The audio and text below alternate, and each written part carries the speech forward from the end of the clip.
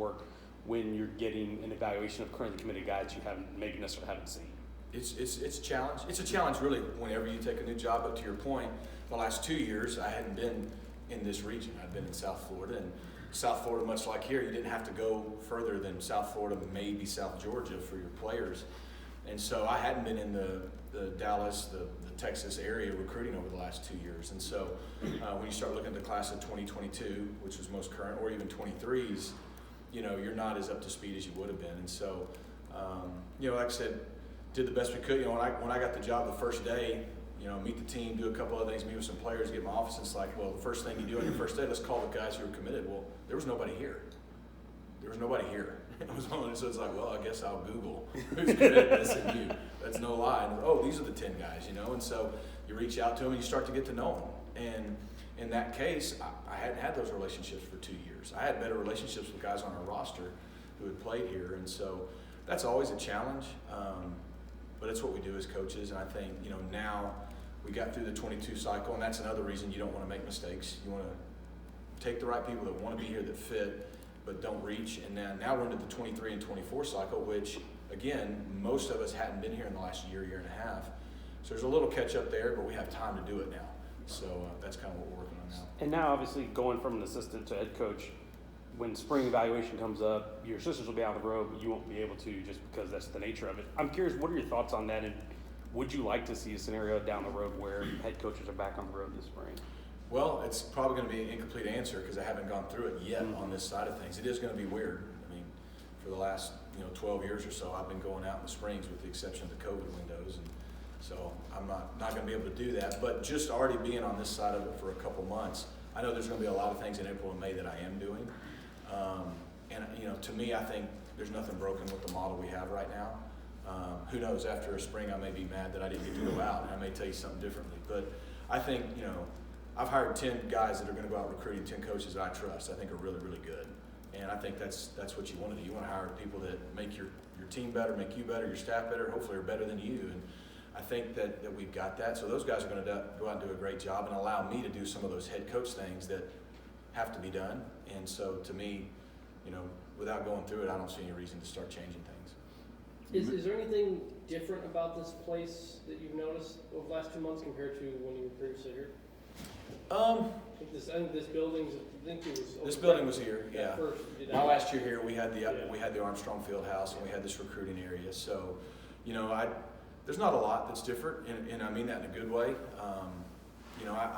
Like I said, I've said before, I think what the last 4 years, I think what Sonny did has been great for SMU and great for this program. And I think Chad before him and June before him, everyone has made this place a little better over the last several coaching cycles. And it's put me in a position to be in a good situation to hopefully take the next step with the program. But I was fortunate to be here when we started doing the Born and Raised and the Pony Up Palace and embracing the city and the mayor embracing us and all those things that campus and football have done. I was fortunate enough to be here when we moved into this facility. A lot of the relationships in the high school ranks have stayed the same. A lot of the relationships on campus have stayed the same. I think the things that have changed is, one, I think we have even more momentum, and we're even probably in a better position to try to maybe build on the foundation that has been set. My last year here, we won 10 games. Then the COVID year, I think they won 7. This past year, 8. So 3 years of consistent winning is better than 1. And so I think that's probably one thing, is that we have a locker room of guys that believe we can win. They're used to winning. They are starting to expect to win because learning to win it's a habit, and it takes some time to do that. And so I think in 2019 we kind of broke through. The last 2 years have been winning seasons, and so that's a good thing. It's a big thing. But when it starts coming to maybe competing for that next step, we haven't gotten there yet. But I think that's different. I think the second thing that's different is we just got a $50 million donation. We got a $100 million football ops building coming, in the near future, and that's different. I mean, that's a game changer. That gives us something, with what Gary Weber did with that gift, and what really the alignment, I think, is in a good place from President Turner all the way down to Rick Hart and into football, and really all the supporters of SMU football is fully aligned with, competing at the highest level. And that football ops facility and the way it's going to transform Ford Stadium, and really just the ability to recruit to that, and the way it's going to transform the student-athlete experience here, I think is a game changer, and that's different. Those are probably the two main things. you mentioned the guys that are leaving, the receivers and the 3 offensive linemen. Was there any effort by you and your staff when you looked at the larger group of guys who could go pro or grad school or transfer? Do you try to recruit any of those to stay? I think most of the guys leaving, you know, had to leave or were going to leave. You know, you've got Reggie and Danny and Grant who were all going to the Senior Bowl, you know, and if you're going to the Senior Bowl and the Combine, you need to go in most cases. Obviously, Reggie had a minor injury, didn't allow him to compete, and I think Danny when he got there. But still, having 3 guys in the Senior Bowl is a good thing. But those guys, that's the production leaving. And then, you know, the offensive linemen, whether it was Bo Morris and Hayden Howerton, who played more football than anybody ever, right? And even at the time, Alon, who was going to go play in the NFLPA game and go pro, those guys leaving the door with a lot of experience. Jalen Thomas is probably the one who was going to leave, and he was 100% gone. But you know, fortunately, I was here his freshman and sophomore year. We had a good talk. He met with Karen Justice one time and felt like, you know, he wanted to come back instead of being maybe a late round or a free agent guy. He thought, I can come back, compete.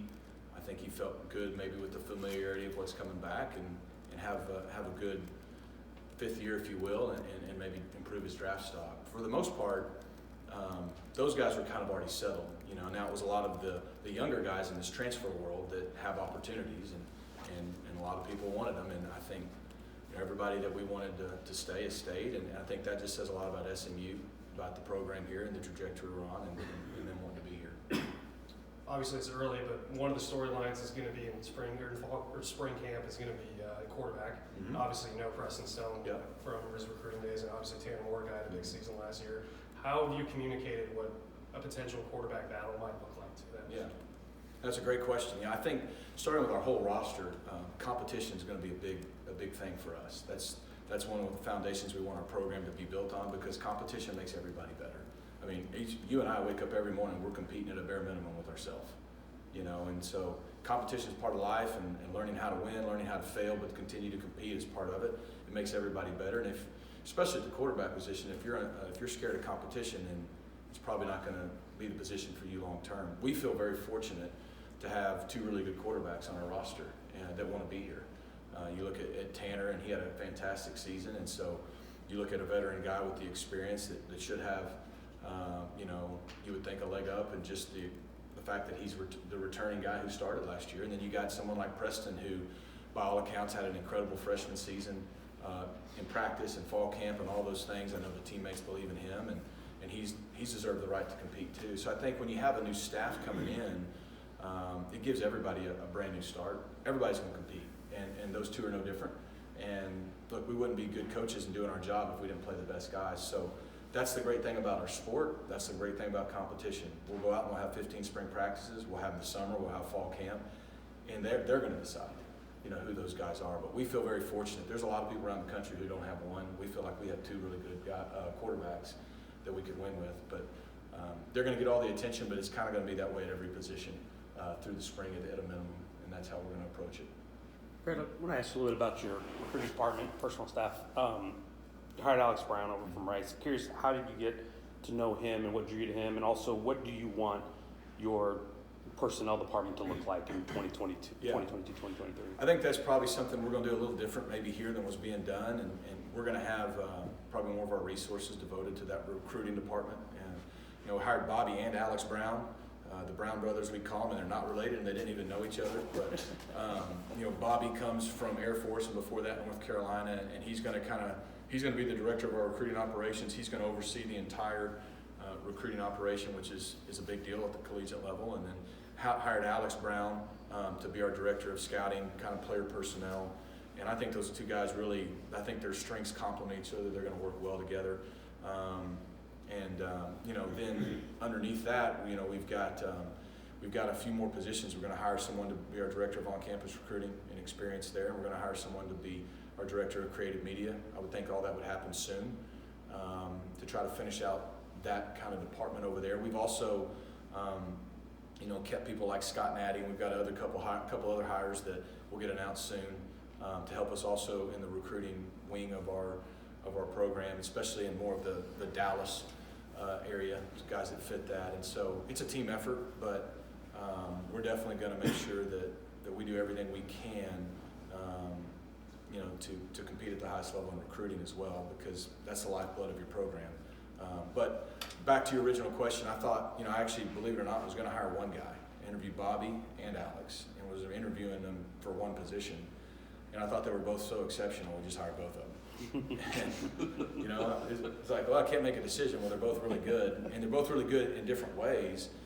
You know, is there a way these guys can work together? And after talking to both of them, saying, this is how I see you, and this is how I see you, and how I see you fitting, and they both were like, I think you nailed it. And so I feel like we had a home run with both those guys. Where do you feel like the more resource, I guess, I've seen, you know, director of scouting, for instance, the title, like, I don't think was maybe a thing 20 years ago. I mean, it was every coach obviously did their own evaluations, but I feel like that part of a personnel department has grown in recent years. I guess, why is that? And I guess, how do you view the importance of just that part of it, the evaluation part, when it comes to building your department? Well, I think the identification and initial evaluation is huge. And you look at what all the 10 coaches and myself have to do on top of just recruiting and evaluating. There has to be a screening process to get, I mean, just take the state of Texas, for example. I mean, that is a large endeavor every year, but you're not just recruiting the upcoming 23 class, but you got 24, you got 25. Now you've got the transfer market. That's a whole nother wing. It's almost like you've got your, you know, your high school is like your draft, and your transfer world is like your free agent world, and you've got to be able to manage both. You've got a walk-on program, you've got all those things. And so the director of scouting is the title we went with. It's player personnel, which has been around for a long time, but at the end of the day, those guys have to organize the entire recruiting department, organize the recruiting structure, the policies and procedures with just how we evaluate, how we track it, how we have our board set up, how we do all those things, our mail outs and unofficial visits, official visits, game day. I mean, you could list 35, 40 things that are all really important to our recruiting department. And so I think that's where having Bobby and Alex with, you know, different strengths leading that group, I think will really help us. And then to your point on the resources, just having more people in that department to help. So, you know, we can be really efficient in all those things. And then as coaches, we're always recruiting too. You know, I've told everybody already, and they already know this, and everybody in our building recruits. There's from Terry Gardner, my assistant, you walk in, she's in recruiting whether she likes it or not, you know? And that's just the way it is. So some people do it a whole lot more than others, and some people are doing it when they don't know they're doing it, but everybody has a hand in that, and that's just the reality of it, because everything you do matters. But I think the biggest thing that's changed is you now have the transfer world, and so you can no longer just kind of have one avenue to get football players, and we didn't even talk about junior college, which is still out there. So I just think that's what's changed. It's just there's so much more information now than